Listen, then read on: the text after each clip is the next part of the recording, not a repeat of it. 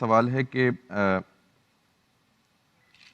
اگر ایک لڑکا اور لڑکی زنا کے مرتکب ہو جائیں تو کوشش تو کیا بعد اس کے بعد وہ نکاح کر سکتے ہیں، اور اگر نہیں کر سکتے اور کر لیا ہے تو اس کا کیا کفارہ؟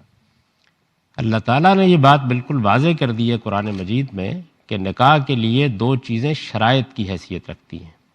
ایک یہ کہ دونوں کو پاک دامن ہونا چاہیے، محسنین غیر مصافحین۔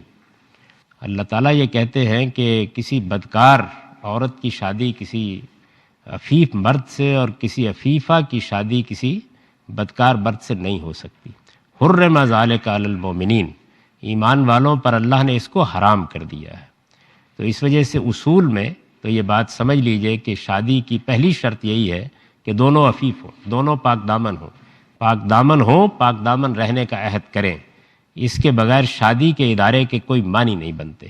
دوسری شرط یہ ہے کہ شوہر نان و نفقے کی اخراجات کی ذمہ داری اٹھائے اور اس کے ٹوکن کے طور پر مہر ادا کرے۔ تو یہ دو شرائط ہیں جن سے اسلامی شریعت میں نکاح ہوتا ہے۔ اب جو سوال پیدا ہوتا ہے وہ یہ ہے کہ اگر کسی آدمی نے اس طرح کا کوئی معاملہ کیا ہے یا اس کی پہلی زندگی اچھی نہیں رہی تو اس کی دو شکلیں ہیں۔ ایک صورت یہ ہے کہ وہ قانون کی گرفت میں آ گیا، اس کے اوپر سزا کا نفاذ ہو گیا، کسی مسلمان معاشرے میں اس کو بدکاری کا مجرم قرار دے دیا گیا، یعنی بدکاری گناہ سے آگے بڑھی اور جرم کے درجے میں پہنچ گئی اور پھر وہ ریاست کی گرفت میں آ گیا۔ تو اس صورت میں تو شادی ہو ہی نہیں سکتی، اللہ تعالیٰ نے اس کو منع کر دیا ہے۔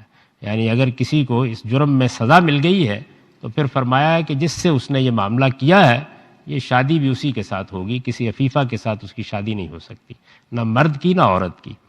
لیکن اگر معاملہ قانون کی گرفت میں نہیں آیا تو پھر وہ اپنے آپ کو پاک کرے، اور پاک کرنے کا طریقہ کیا ہے؟